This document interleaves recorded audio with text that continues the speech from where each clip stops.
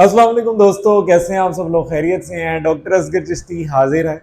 आज मैं आप लोगों के लिए लेकर आया हूँ एक मोटिवेशनल स्टोरी। आज आपको मैं मोटिवेशन देने वाला हूँ बड़ी धमाकेदार किस्म की। तो आपने इस वीडियो को एंड तक देखना है, और अगर आप मेरे चैनल पर न्यू हैं तो आप इसको सब्सक्राइब भी कर सकते हैं। अच्छा, आज की जो हमारी मोटिवेशनल स्टोरी है उसका टाइटल है शार्क बेट। एक साइंटिस्ट होता है, वो बेसिकली रिसर्च कर रहा होता है। वो क्या करता है, एक शार्क लेकर आता है, उसको ना एक टैंक के अंदर जो है ना वो रख देता है, और उसको छोटी छोटी मछलियां एज अ बेट जो है ना वो देता है खुराक के तौर पर।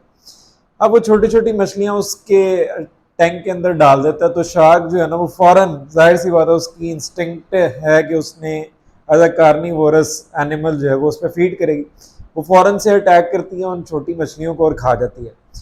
अब साइंटिस्ट क्या करता है कि उसी टैंक में ना एक पार्टीशन कर देता है, फाइबर ग्लास की ना एक पार्टीशन सेंटर में, बिल्कुल उस टैंक के अंदर सेंटर में एक फाइबर ग्लास की शीट लगा देता है।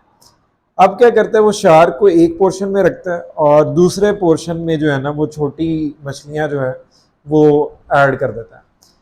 अब होता क्या है कि शार्क की वही इंस्टिंक्ट कि अब वो अटैक करती है और उसको खाने के लिए उस तरफ झपकती है, पलटती है।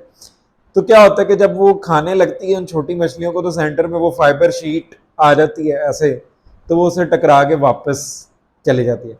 अब शार्क अपनी अटेम्प्ट्स करती है, बहुत ज़्यादा खाने की कोशिश करती है, लेकिन हमेशा वो टकरा के वापस आ जाती है। तो अल्टीमेटली क्या होता है कि वो ना गिव अप कर देती है और बैठ जाती है।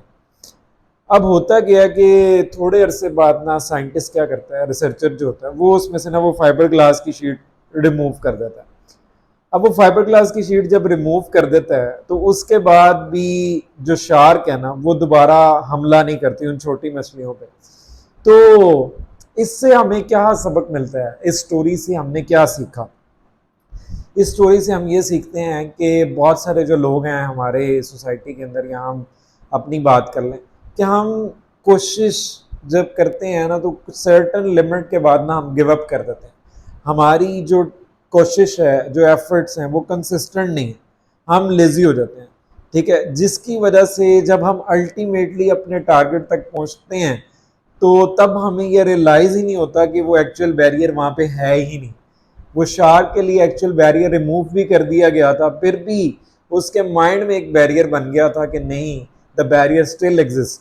तो हमें इससे क्या सीखने को मिलता है कि हमें अपनी कोशिश को नहीं छोड़ना, हमें करते रहना कोशिश, हमें गिव अप नहीं करना। Don't give up, you have to try. ठीक है, करते रहें, कोशिश करते रहें, and then you will succeed. उम्मीद है आज की मोटिवेशनल स्टोरी आपको पसंद आई होगी। अगर आपको ये पसंद आई, और अगर आप मज़ीद इस तरह की मोटिवेशनल स्टोरीज़ रोज़ाना सुनना चाहते हैं, तो मुझे कमेंट सेक्शन में ज़रूर बताइएगा कि मुझे इस तरह की मज़ीद वीडियोस बनानी चाहिए या नहीं। Thank you very much for your time. अल्लाह हाफिज़।